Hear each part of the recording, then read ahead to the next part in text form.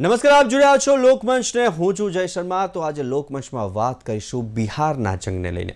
તો સૌથી પહેલા થોડીક માહિતીની વાત કરીએ તો બિહારમાં જે પ્રથમ તબક્કાનું જે મતદાન યોજાયું હતું તેની અંદર 60.13% મતદાન થયું છે અને જે 104 બેઠકો પર જે સીધો મુકાબલો હતો અને 17 બેઠકો પર ત્રિકોણીય લડાઈ હતી। અને બિહારના ઇલેક્શનનું એનાલિસિસ કરતા કેટલાક મુદ્દાઓ સામે આવ્યા છે। તેમાં સૌથી મોટો મુદ્દો છે યુવા રોજગારીનો, માઇગ્રેશનનો, મહિલાઓનો અને ત્યાં જે સ્થાનિક મુદ્દાઓ છે તેમાં જે કહેવામાં આવે છે કે વિકાસ થયો છે તો માઇગ્રેશન કેમ થયું છે તે એક મોટો સવાલ ઊભો થઈ રહ્યો છે। બિહાર ઇલેક્શનની વાત કરીએ તો બે મહાગઠબંધન અને બંને વચ્ચે સીધી સ્પર્ધા અને જે નામો છે સૌથી પહેલાં તો તેજસ્વી, તેજપ્રતાપ અને પ્રશાંત કિશોર, આ ત્રણ નામો અને ચિરાગ પાસવાન, આ ચાર મુખ્ય ચહેરાઓ સામે આવ્યા છે। તો કેવી રીતના બિહારનું ઇલેક્શન અને જે આ પ્રથમ તબક્કો પૂર્ણ થયો છે તેની અંદર આ લિટમસ પેપર કહેવાય છે, તો આ લિટમસ પેપર કેવું રહ્યું, બીજું લિટમસ પેપર બાકી છે। તો આ જ મુદ્દે કરીશું ચર્ચા કે બિહારના ઇલેક્શનમાં કયા મુદ્દાઓ અત્યારે સૌથી વધુ ઉછળ્યા છે અને કેવું રહ્યું મતદાન। અને આ જ મુદ્દે આપણી સાથે ચર્ચા કરવા માટે લોકમંચની અંદર જોડાયા છે આપણી સાથે જોડાયા છે મુકેશ વિશ્વકર્મા અને સાથે જોડાયા છે ડોક્ટર અજય તિવારી, રાજકીય વિશ્લેષક, અને મહેશ પુરોહિત, સહપ્રવક્તા ભાજપ, મુકેશ પંચાલ, પ્રવક્તા કોંગ્રેસ। મુકેશભાઈ, અજયભાઈ અને મહેશભાઈ, આપનું સ્વાગત છે લોકમંચમાં। नमस्कार। अजय जी, बिहार चुनाव ये पहला लिटमस पेपर था। 2 लिटमस पेपर गिने जाते हैं। जिस तरीके से बात हो रही थी बिहार के लोगों के साथ, तो उन्होंने कहा 2 लिटमस पेपर है, ये पहला लिटमस पेपर है। ये पहला लिटमस टेस्ट कैसा रहा और कौन सी ओर जा रहा है ये?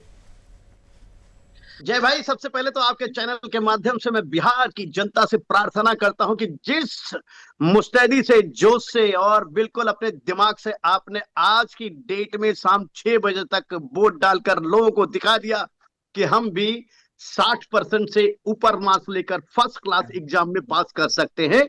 आगे भी 11 तारीख को वो वोट डालने के लिए घर से निकले, वोट डालें, अपने मत का प्रयोग करें और बिहार की जनता को बताएं कि भाई हम किधर जा रहे हैं। और ये जरूर सोचें कि बिहार आज भुखमरी के कगार पर है, उसे बचाएं। आज मुझे ताज्जुब हो रहा है जय भाई कि एक प्रशांत किशोर, एक नई पार्टी जिसने अपने संचालन से नरेंद्र मोदी को मुख्यमंत्री और प्रधानमंत्री और कई राजनीतिक पार्टियों का सहयोग करके कई लोगों को आगे बढ़ाने का काम किया, उसने जन स्वराज पार्टी बनाई और एक ऐसी चर्चा की जिस चर्चा का बेसब्री से इंतजार था, यानी कि पलायन, यानी कि स्कूल, यानी कि अस्पताल और ये सारी चीज, इंडस्ट्री, ये सब चीज की चर्चा की। और भारतीय जनता पार्टी, कांग्रेस और सभी लोगों ने इन तीनों चर्चाओं पर चर्चा करने का प्रयास किया, यानी कि प्रशांत किशोर की बात को डिट्टो करते हुए आगे बढ़ने का प्रयास किया। लेकिन दुख है कि आज लोगों ने, जब चुनाव हो रहा था तो 20 साल पहले की बात की कि लालू का राज देख लो और एनडीए का राज देख लो। मेरी समझ में नहीं आता कि ये जनता को बेवकूफ समझते हैं।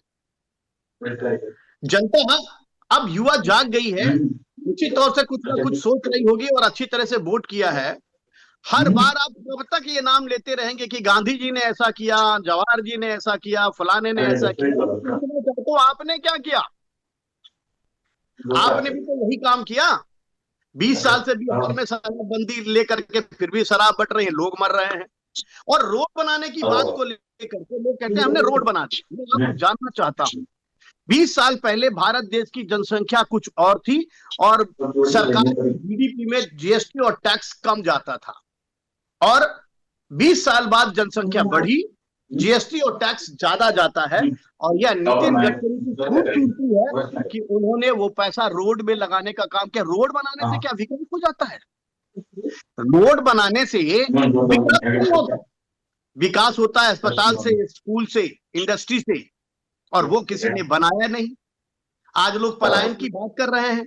मैं उन प्रवासियों की बात कर रहे हैं जो तेलंगाना में मारे जा रहे हैं, जो छत्तीसगढ़ में मारे जा रहे हैं, जो आसाम में मारे जा रहे हैं, जो पंजाब में मारे जा रहे हैं, जो आपके गुजरात में मारे जा रहे हैं, और तो और हरियाणा और दिल्ली महाराष्ट्र में भी हिंदी बोलने पर मारा जा रहा है। जबकि महाराष्ट्र सरकार, फडणवीस की सरकार महाराष्ट्र में है और भाजपा की सरकार है महाराष्ट्र में, फिर भी हिंदी बोलने पर मारा गया। गुजरात के प्रवासी और हर जगह के प्रवासी गुजरात में, महाराष्ट्र में रहते हैं। एक भी लीडर का नाम बताइए मुझे। क्या नीतीश कुमार ने बोला? क्या नरेंद्र मोदी ने बोला? क्या अमित शाह जी ने बोला? या कोई ऐसा भाजपा का मुझे मुख्यमंत्री बताइए जिसको यह बात सही हो कि महाराष्ट्र में ये अत्याचार जो आरएसएस हिंदी हिंदुत्व हिंदुस्तान की बात करती है, हिंदी बोलने पर आपने क्यों मारा? किसी ने नहीं बोला। किसी ने बोला तो मुझे नाम बताइए उसका। और आज पूरे भारत देश में मैं आपको आंकड़ा बताता हूं, इसी महाराष्ट्र के 21 करोड़ की संख्या में 13-14 करोड़ प्रवासी रहते हैं। एक राज्य में 29 राज्य का प्रवासी, गुजरात में 1.5 करोड़, बंगाल में 3 करोड़, असम में 1.5 करोड़, राजस्थान मध्य प्रदेश में 1.5 करोड़, पंजाब में 70%, दिल्ली में 70%, हरियाणा में 30%, इस तरह के प्रवासी रहते हैं। आप उसका पलायन रोक देंगे? पलायन कभी भी रुक नहीं सकता। उसका एक बहुत बड़ा कारण है, भारत देश का प्रत्येक राज्य महत्वपूर्ण है। भारत देश की प्रत्येक राज्य की अपनी खूबियां हैं।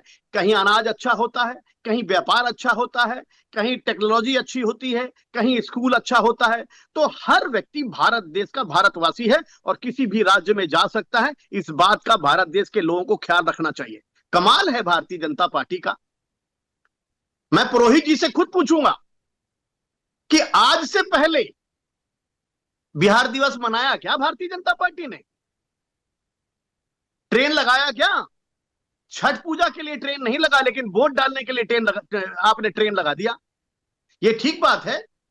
आज आप हिंदू करके हो सकता है आप सरकार बना ले, सरकार बन भी सकती है, नीतीश कुमार फिर से प्रधानमंत्री बन, लेकिन ये कब तक होगा? ये कब तक? देश को केवल बरगलाने का काम, ये ठीक बात नहीं है। कोई भी सरकार बने, हमें इससे कोई लेना देना नहीं है, लेकिन एक चीज तय है, इस देश में समरसता लाना होगा, समानता लानी होगी और हर राज्य के विकास के बारे में सोचना होगा। कमाल है, 1200 करोड़ 7,000 करोड़ का घोटाला हर राज्य में हो जा रहा है और आप कुछ नहीं कर रहे हैं। ऐसी स्थिति में आज का जो वोट पड़ा है, कमाल का वोट पड़ा है। बिहार और बंगाल एक ऐसा चुनाव होता है जहां बिना हत्या किए हुए, बिना झगड़ा किए हुए चुनाव नहीं होता, लेकिन इस बार के बिहार के चुनाव में लोगों ने बढ़ चढ़ के हिस्सा लिया, वोट दिया और वोट डाल करके मैंडेट देने का काम किया है। और भविष्य में आने वाला यह 14 नवंबर बताएगा कि वो मैंडेट किया जा रहा है और कौन सरकार बना रहा है। મહેશભાઈ, એનડીએનો ગઢ સાચવી શકાશે ખરા? કેમ કે તેજસ્વી, તેજપ્રતાપ, કિશોર અને રાહુલ 4 જણા છે સામે, શું કહો છો? ये 4 हो या 40 हो, हमारी पहले से नीति होती है कि हम दुश्मन को नहीं देखते। लोकतंत्र में सबसे बड़ी शक्ति जनता रहती है और जनता तभी स्वीकृति देती है जब आपके कुछ कार्य किए हो या फिर आपने कार्य कंप्लीट किए हो या फिर आपके कार्य ऑन गोइंग हो। अगर ऑन गोइंग हो तो भी जनता आपको मौका देती है कि भाई देखो उन्होंने चालू तो किया है, नंबर 1।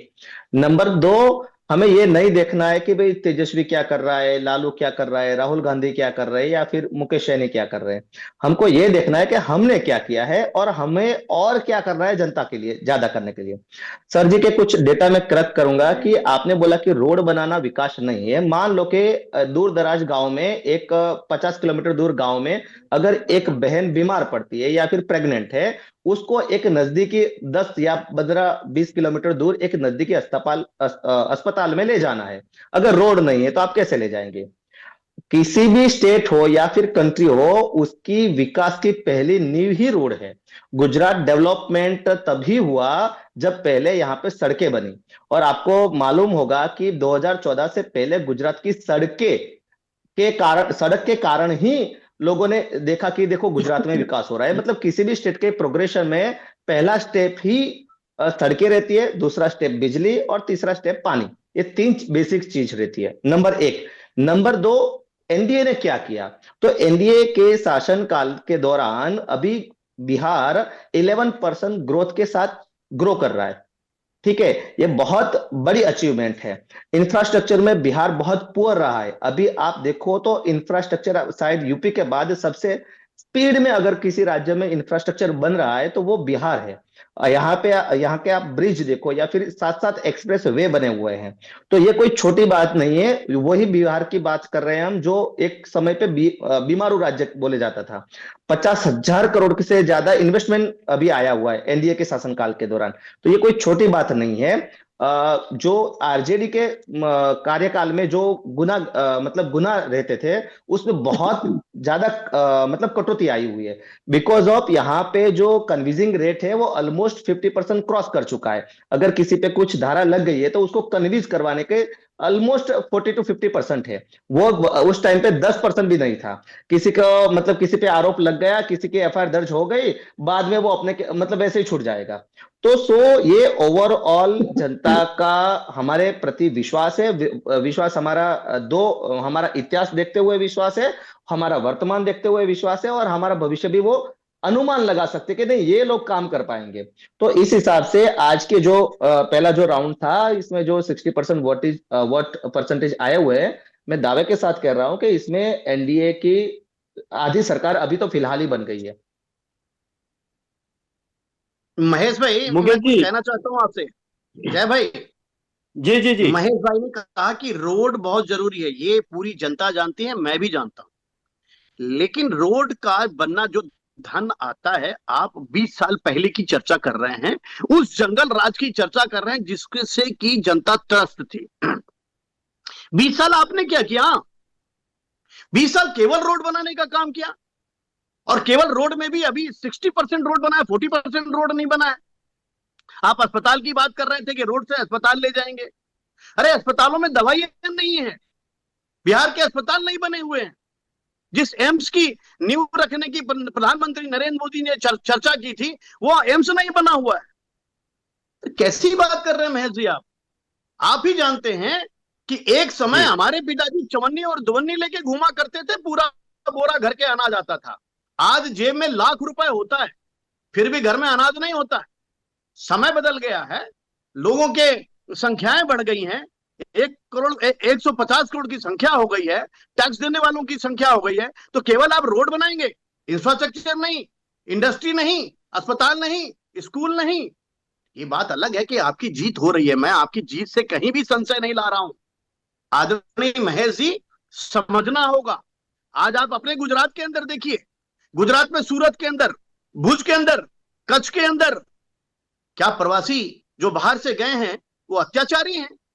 अत्याचारी नहीं है। वो 50-50 साल से आपके गुजरात में रह रहे हैं और जी। गुजरात के विकास की सोचते हैं, और आपकी भाषा भी बोलने का प्रयास करते हैं। लेकिन आप भाजपा वालों से एक नाम बताइए ना मुझे, मुंबई में हिंदी बोलने पर मारा गया, क्यों नहीं फडणवीस जी ने बोला? ठीक है, ये अलग बात है। ईश्वर करे आप अजय जी, हमेशा अजय ऐसे जी, जीते दूसरे रहें। दूसरे दौर पे जा रहे हैं हम। महेश जी। नहीं नहीं, okay, sorry, it's all right. जी महेश जी। हेलो। हाँ जी जी जी जी महेश जी। जी बोलिए। ओके, एक सेकंड कुछ। हाँ हाँ, अभी अभी दिख रहा है ना? देखो अजय जी, जो आप जो बता रहे हैं वो आपकी आकांक्षा है, अपेक्षा है। पहले एक दौर ऐसा था कि आपको अपेक्षा मतलब किसी के साथ, किसी पार्टी के साथ या फिर किसी सत्ता के पास से अपेक्षा रखना भी गुनाह था। अभी एटलीस्ट बिल्कुल आप ठीक ये है। अपेक्षा रख पा रहे हो, जी वो जी भी एनडीए की ही देन है, नंबर एक।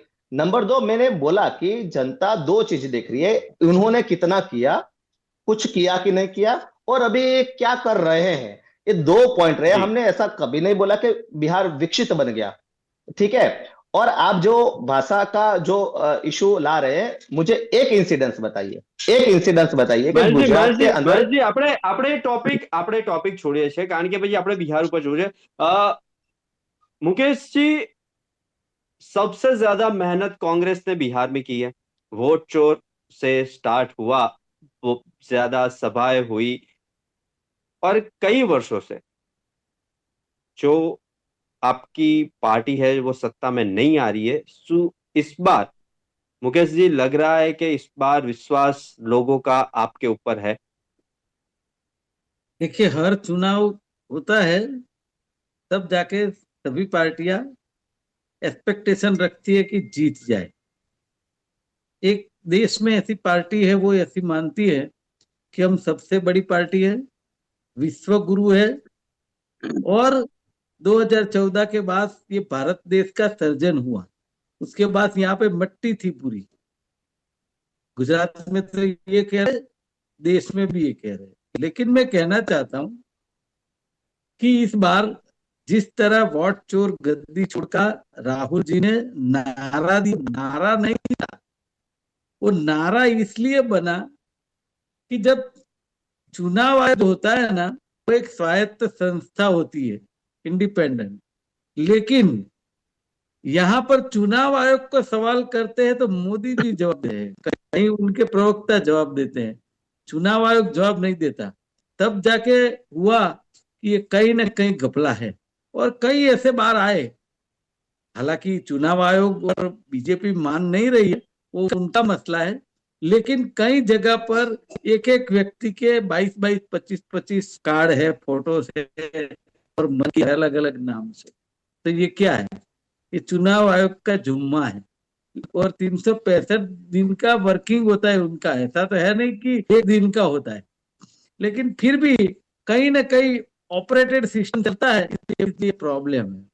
अब जाके बात करें, 60% के आजू बाजू चुनाव मतदान हुआ है, ऐसा लगता है। जिस तरह महिलाओं की कतारें आपने देखी होगी पूरे दिन, मैं भी 2-3 डेटों में था और मीडिया में देखा, तो कई लोगों ने इंटरव्यू भी लिया है महिलाओं की।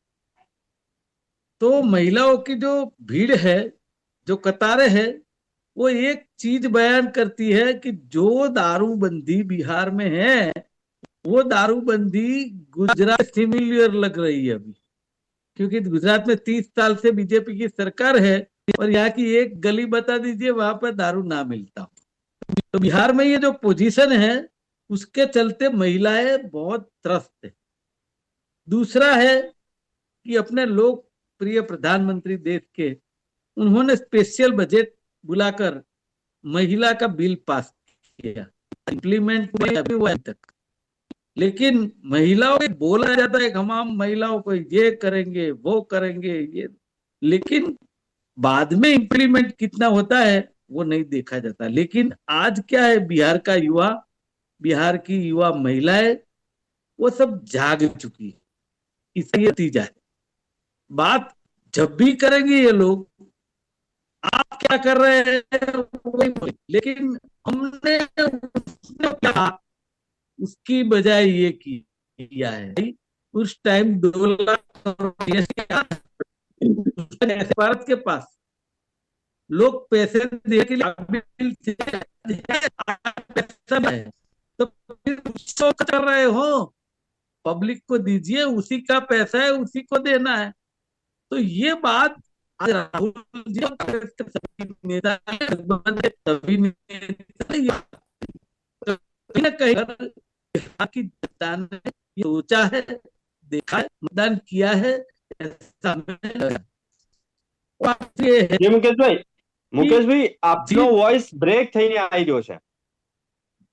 ઓકે, હવે આવે છે? હા, હવે ક્લિયર, હવે ક્લિયર.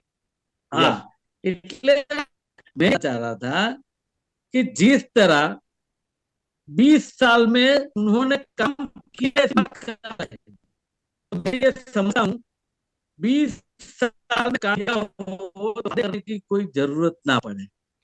पूरा भारत देश बीजेपी बिहार में जाने की जरूरत ना पड़े। और बात नीतीश कुमार की, तो नीतीश कुमार जी तो पूरा हो गया है, जिस तड़ में लड्डू उसके तड़ में हम, बराबर। और ये देश के वहां पर एक बार बोल चुके कि नीतीश जी तो अभी हमें नहीं चाहिए, हम कभी नहीं लेंगे, लेकिन फिर से नीतीश कुमार बिना उनका कुछ नहीं रहा। जो पार्टी इतनी बड़ी कहलाती है, वो अपने वादे पे कायम नहीं रहती, ना गुजरात में ना बिहार में। तो मुकेश जी, जनता जो होती है वो आपको सोच- रोकना चाहूंगा आपका वॉइस बहुत ब्रेक हो क्या रहा है। डॉक्टर अजय जी, राजनीतिक परिस्थितियों की थोड़ी सी एक ब्रीफ दीजिएगा, क्योंकि इस बार एनडीए यूपीए, लेकिन तेजस्वी, तेज प्रताप, प्रशांत किशोर भी पार्टी लेके आए हैं। तो तेज प्रताप और प्रशांत किशोर की वजह से किसके वोट कटेंगे? देखिए अभी जय भाई आपने बहुत क्वेश्चन तो बहुत अच्छा पूछा है, लेकिन क्वेश्चन से पहले मैं मुकेश जी का जवाब दे दूं। मुकेश जी, मैं आपसे जानना चाहता हूं कि बिहार में ना आपने कभी इंडिपेंडेंट सरकार बनाने की कोशिश की और ना आप इंडिपेंडेंट बनाने के काबिल है वहां। कांग्रेस का कोई भी नेता कभी भी शहर के अंदर घूम करके समाज के बीच में नहीं गया। आज राहुल गांधी वोट चोरी और दुनिया की बातें जरूर करते हैं। कांग्रेस को एक विपक्ष, एक बड़ा मजबूत विपक्ष बनाया है जनता ने मैंडेट दे करके। कांग्रेस क्या करती है? कौन सा बिहार में ऐसा काम करने जाती है जिससे कि जनता का लगाव बढ़ जाए? आप तो आज भी आरजेडी के उस 20 साल जंगल राज के साथ जुड़े हुए हैं, जिस जंगल राज को लोग भूल नहीं पा रहे हैं। और लालू यादव, नीतीश और इसकी बात कर रहे हैं। मुकेश जी, इस देश को समझना होगा।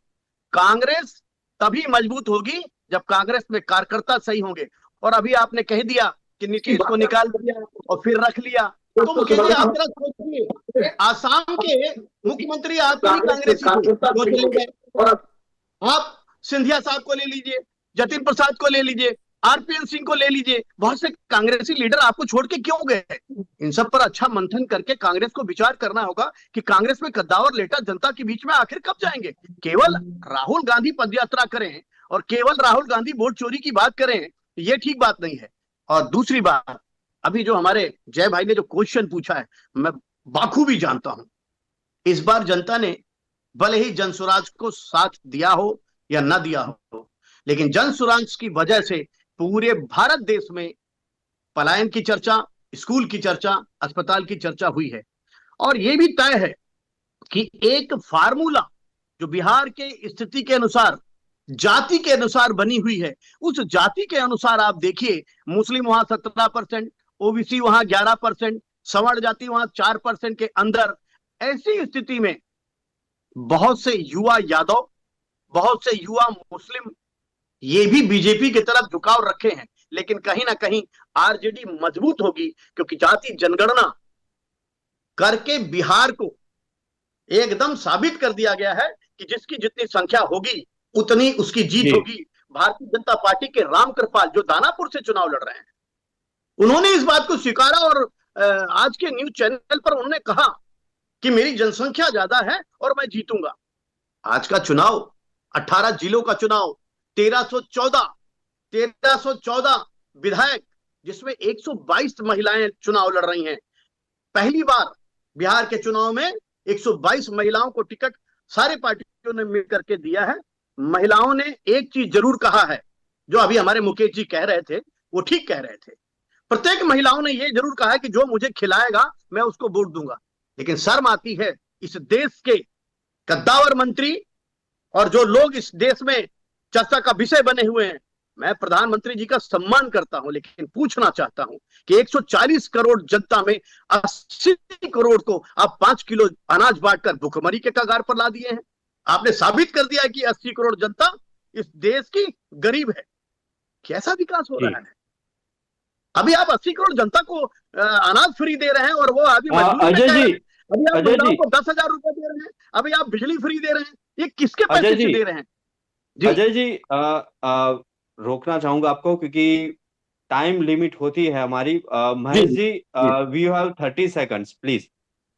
नहीं, जो प्रधानमंत्री जो धान की जो योजना है 80% लोगों को देने की, वो आपको याद होगा 2011 में मनमोहन सरकार में जब ये धान सड़ रहा था बारिश के चलते, तो सुप्रीम कोर्ट को बोलना पड़ा था कि भाई देखो, आप ऐसे सड़ने दे रहे हो, इससे तो अच्छा आप दे दो। कोरोना के विपरीत काल में अच्छे से अच्छे परिवार की स्थिति वो धान सड़ रहा था चोरी करने की वजह से, वो धान सड़ रहा था लूटने की वजह से। वो धान लुटेरे थे वहां पर, उन्होंने धन को सड़ाया और उन्होंने चोरी की। जी अजय जी, वही कह रहा था, अगर कोरोना काल में अच्छे से अच्छे परिवार की स्थिति बहुत बुरी थी, उस टाइम पे ये योजना स्टार्ट हुई, उसको एक्सटेंड किया गया और सभी को दे रहे हैं। अगर मान लो जी कि किसी एक परिवार का 1,000 रुपए का राशन बिक रहा, उस टाइम पे लेना पड़ रहा था, अगर वो 1,000 रुपए बचा के, अगर वो 1,000 रुपए वो अपने बच्चे के एजुकेशन में लगा रहा है, तो आपको क्या दिक्कत है? सिंपल एज दैट जी सिंपल।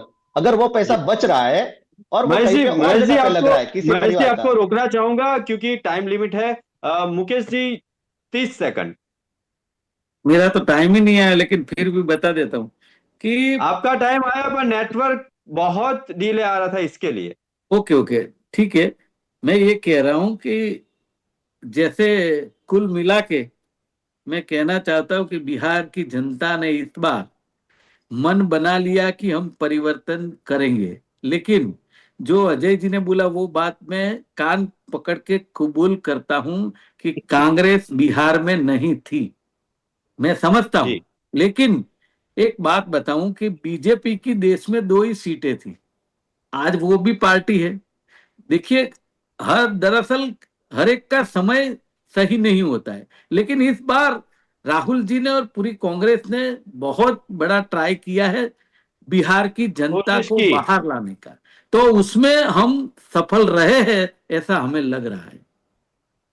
मुकेश जी बहुत अच्छी बात की। मुकेश जी, अजय जी और महेश जी आप हमारे साथ जुड़े, हेल्थी चर्चा हुई बिहार के जंग के हिसाब से। और अजय जी आपने आपका कीमती वक्त हमें दिया है, इसके लिए शुक्रिया। महेश जी और मुकेश जी आपका भी शुक्रिया। सबको नमस्कार। मुकेश जी, महेश जी, आपको जय भाई, सबको नमस्कार। नमस्कार। તો પહેલા તબક્કાનું મતદાન થઈ ગયું છે, 60.13% મતદાન થયું છે. બીજા તબક્કાનું મતદાન બાકી છે. અને જે પ્રમાણે આજે અજયજીએ પણ વાત કરી કે જે કોંગ્રેસ અત્યાર સુધી બિહારમાં દેખાતી નથી અને અચાનક કેમ દેખાઈ.